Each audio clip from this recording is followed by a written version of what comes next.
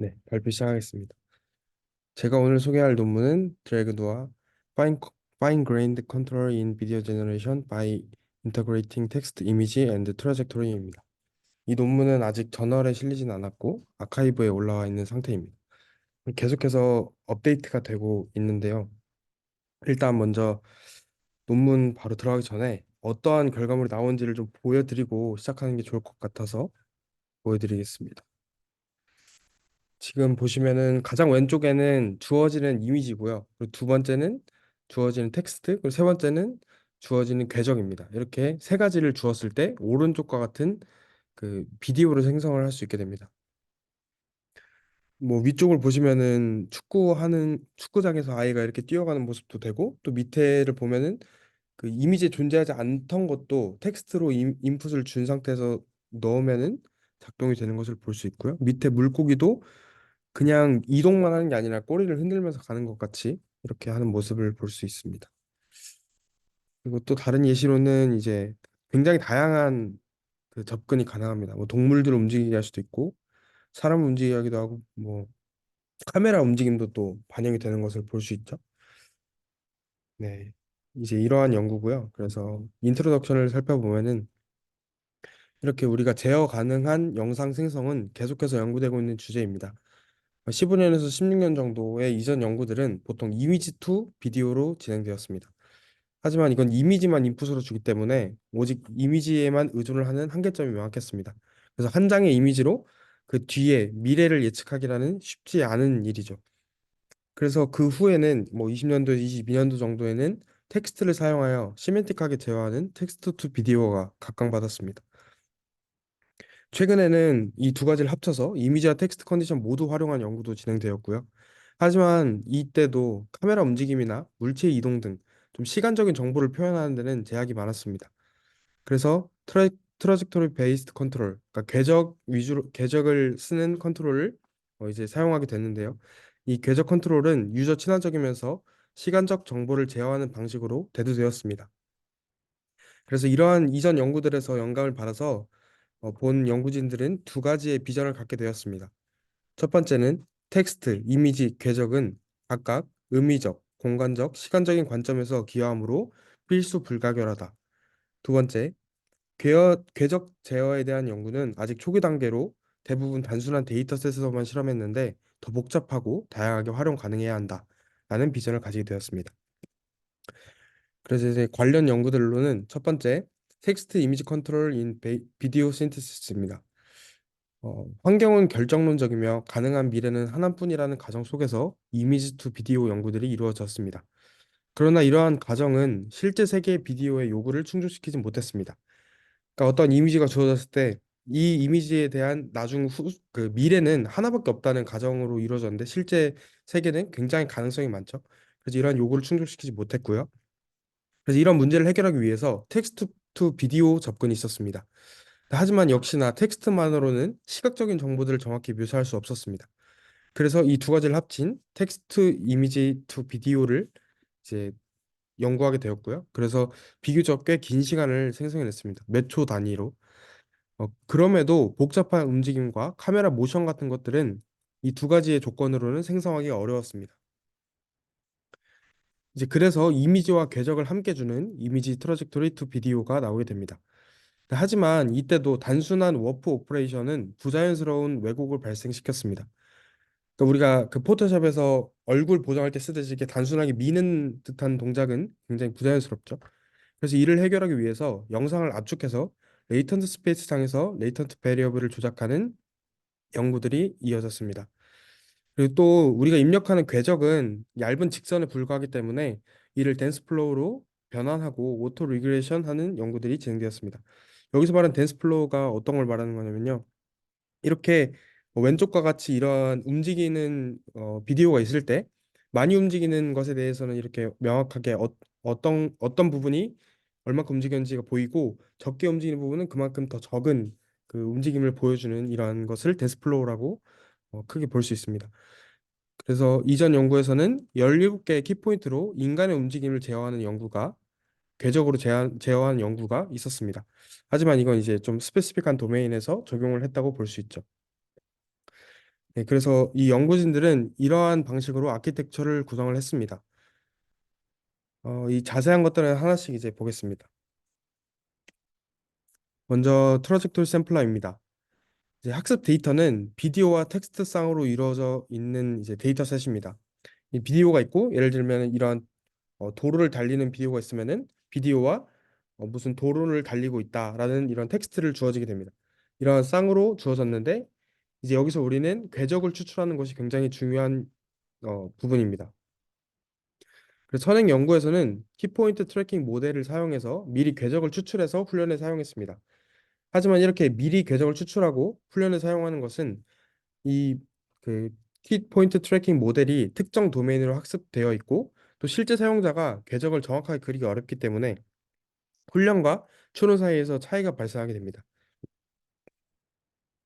그래서 오픈 도메인 영상 궤적 적용 및 사용자의 입력을 잘 받기 위해서 트라젝토리 샘플러라는 것을 설계했습니다. 일단 그러니까 우리가 쉽게 생각했을 때 접근 방법은 첫 번째 프레임에서 이제 옵티컬 플로우 강도에 따라서 궤적을 직접 샘플링하는 것이 될 수 있습니다. 하지만 이렇게 할 경우에 움직임이 큰 물체는 과도한 샘플링이 발생하고 움직임이 작은 물체는 아예 학습이 되지 않는 학습의 기회가 제한될 수 있습니다. 그래서 이를 해결하기 위해서 먼저 일정한 간격을 두고 앵커 포인트를 이미지에 균일하게 분포를 했습니다. 그리고 각 앵커 포인트에는 작은 노이즈를 추가해서 가능한 전체 이미지 영역을 커버했습니다. 지금 보시게 되면은 이 부분을 보게 되면은 이 왼쪽의 이미지에서 어떠한 작은 그 앵커 포인트들을 잡는데 그 앵커 포인트가 균일하게 이렇게 그리드 형식으로 배치된 게 아니라 좀 랜덤하게 배치된 것을 볼 수 있습니다. 그래서 이렇게 균일하게 분포를 한 다음에 여러 개의 궤적 제어를 지원하기 위해서 최대 궤적 개수를 정했습니다. 그리고 궤적 개수를 그 안에서 무작위로 샘플링했습니다. 예를 들면 8개로 개수를 제한한 다음에 뭐 5개가 될 수도 있고 7개가 될 수도 있고 여러 가지의 궤적을 주게끔 하는 겁니다. 그리고 크고 작은 움직임을 수용하기 위해서 플로우 인텐시티에 따라서 궤적을 선택하면서 다항식 분포해서 샘플링을 했습니다. 이게 무슨 말이냐면 이 FA를 보게 되면은 좀 작아서 확대를 좀 해보겠습니다. FA를 보게 되면은 앵커 포인트들이 있고 또 앵커 포인트 중에서는 예를 들면 하늘 같은 경우는 앵커 포인트가 움직이지 않잖아요. 그럼 궤적이 생기지 않습니다.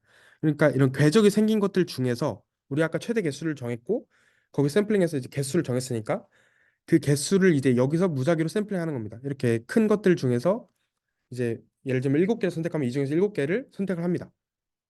그럼 이제 FS와 같은 형태가 되겠죠? 그런데 이제 FS는 너무 궤적이 얇기 때문에 이제 우리는 여기다가 가우시안 필터를 적용을 해서 좀 더 포괄적인 그런 블러리한 어떠한 향상된 궤적 맵 FG를 얻게 됩니다. 이제 이렇게 궤적을 샘플링했으면은 이제 다음은 학습시킬 때 이미지와 궤적과 텍스트를 이제 넣어주는 멀티 스케일 퓨전입니다. 일단 영상은 프리트레인된 오토인코더를 통해서 독립적인 프레임으로 만듭니다. 그리고 텍스트는 클립 텍스트 인코더를 통해서 인베딩을 하고요. 첫 번째 프레임 이미지를 전체적인 외형과 스타일, 레이아웃 정보를 전달하는 컨디션으로 사용하게 됩니다. 그리고 궤적은 위에서 보신 것 같이 트래젝토리 샘플러로 영상에서 궤적을 추출해서 넣어주고요. 그래서 이 텍스트, 이미지 궤적을 동시에 다양한 해상도로 윤회에서 병합하게 됩니다. 이 다양한 해상도라는 의미는 윤회에 따라서 처음에는 이제 큰 사이즈에서 점점 이제 줄어들 텐데 이 줄어질 때 이거에 맞춰서 궤적도 줄여주고 다시 키울 때 다시 키워서 넣고 이런 식으로 다양한 해상도로 병합해 준다고 이해하시면 되겠습니다. 이렇게 세 가지를 이제 입력을 하는데 다양한 조합의 입력을 지원하기 위해서 임의로 세 개 중에 한 개 입력을 빼기도 했습니다. 이미지 궤적, 뭐 이미지 텍스트, 텍스트 궤적 이렇게 이런 식으로 드롭 아웃을 했다는 의미입니다. 그 다음에 이제 어댑티브 트레이닝입니다. 시간적 일관성을 보장하면서 이미지와 얇은 궤적에 대해서 동시에 생성하는 프로세스는 상당히 챌린지합니다. 그래서 첫 번째 단계에서는 안정성과 일관성을 보장하기 위해서 텍스트와 옵티컬 플로우 F 첫 번째 프레임 S를 조건으로 제공했습니다. 이게 무슨 뜻이냐면은 이제 텍스트와 첫 번째 이미지는 변함이 없는데 일단 첫 번째 학습에서는 이 F 이 부분만 사용을 했다는 겁니다. 그래서 이 옵티컬 플로우를 주었을 때 어떻게 생성하는지 그걸 학습을 시킨 겁니다.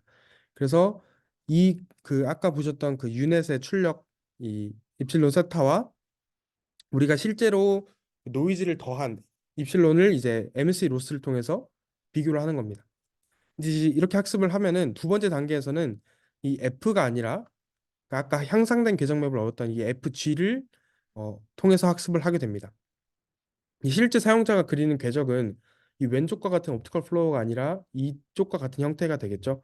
그래서 이것들도 받아들이기 위해서 그 FG를 통해서 다시 한번 학습을 하게 됩니다. 이렇게 두 단계를 거치게 되면은 궤적이 옵티컬 플로우보다 훨씬 희박함에도 불구하고 첫 번째 단계의 안정성과 일관성을 유지할 수 있었다고 합니다. 이제 여기까지가 학습이고요. 이제 인퍼런스 단계입니다. 어, 텍스트는 마찬가지 클립으로 인코딩되어서 인베딩이 되고요. 그리고 이미지는 첫 번째 프레임을 반복해서 넣어주게 됩니다. 궤적은 마찬가지로 가우시안 필터와 제로 프레임 패딩을 거쳐서 G로 입력이 되고 이것들을 통해서 입실론 세타를 이제 유닛을 통해서 계산을 하고 계속해서 샘플링하게 됩니다. 이렇게 샘플링된 그 X0를 처음에 압축했던 오토인코더를 다시 사용해서 디코드를 하면은 비디오가 생성이 되는 원리입니다. 이제 다시 한번 이걸 보게 되면은 이제 좀 이해가 되시죠? 비디오가 들어왔을 때 궤적 샘플링을 통해서 이렇게 궤적을 F와 FG로 만드는 거고요.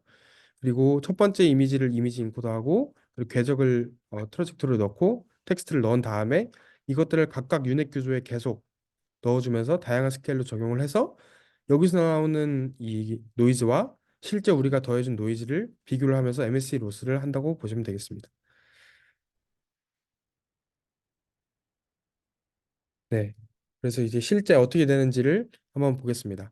먼저 데이터셋 같은 경우에는 웹비드와 비디오 HD를 사용했습니다. 웹비드 같은 경우에는 이미 좀 많이 사용되고 있는 데이터셋이고요. 1000만 개의 웹비디오로 구성되어 있고 다양한 실제 시나리오와 캡션이 되어 있습니다. 그리고 굉장히 광범위한 주제를 다루기 때문에 오픈 도메인 궤적 기반 비디오 생성에 적합하다고 볼 수 있습니다. 두 번째로 나오는 이 비디오 HD는 마이크로소프트에서 직접 만든 이 연구진 마이크로소프트에서 만든 데이터셋입니다. 그래서 7만 5천 개의 고해상도 최고 품질의 비디오 클립을 수집하고 블립2 텍스트 인코더를 통해서 캡션하고 수동 필터링 과정을 거쳤다고 합니다. 실제 그 개발 좀 세부 사항입니다. 아까 말씀드린 것처럼 이제 데이터셋을 두 개를 사용했고요. 좀 해상도가 낮은 거에는 웹 비드만 사용했는데 해상도가 높은 거에는 비디오 HD를 추가적으로 사용한 모습을 볼 수 있습니다. 해상도는 576 정도가 맥스고요. 그리고 길이는 4초 정도. 근데 이때 프레임은 전체가 16프레임 정도니까 그러니까 초당 4프레임 정도로 학습을 진행을 했습니다. 그리고 트라젝토리 샘플러 같은 경우에는 8개를 제안을 했고요. 그리고 어, 네, 해상도는 이렇게 했고 그리고 드롭 레시오는 0.1 정도로 각각 주었습니다. 그래서 이런 식으로 학습을 진행을 했고요.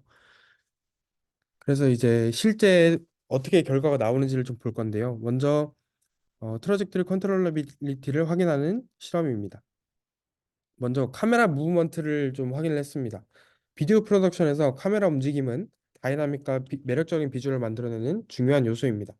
그래서 스토리 혹은 강조하고 싶은 요소에 따라서 여러 가지 움직임이 존재하는데요. 수평 수직뿐만 아니라 줌인 줌아웃 등 다양한 움직임이 있습니다.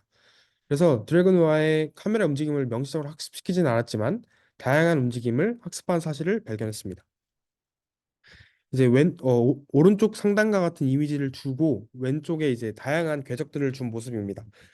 이제 확대하는 것 같은 모션을 주게 되면은 실제로 확대가 되는 모습이고요. 축소도 마찬가지로 작동하고 이제 특정 부분에 대한 확대나 어떠한 그 틸팅 패닝 그리고 대각선 이동 등 다양한 그 움직임을 수행해내는 모습을 볼 수 있습니다. 그 다음에는 복잡한 궤적에 대한 실험입니다. 비디오 생성 시에 모션 모델링은 여러 개의 움직이는 오브젝트, 그리고 복잡한 모션 궤적, 오브젝트 간 다양한 모션 크기로 인해서 좀 어려운 과제입니다. 그래서 드래그 노아가 복잡한 모션을 정확하게 반영하는지 확인하기 위해서 다양하고 복잡한 궤적을 동일한 이미지에 실험했습니다.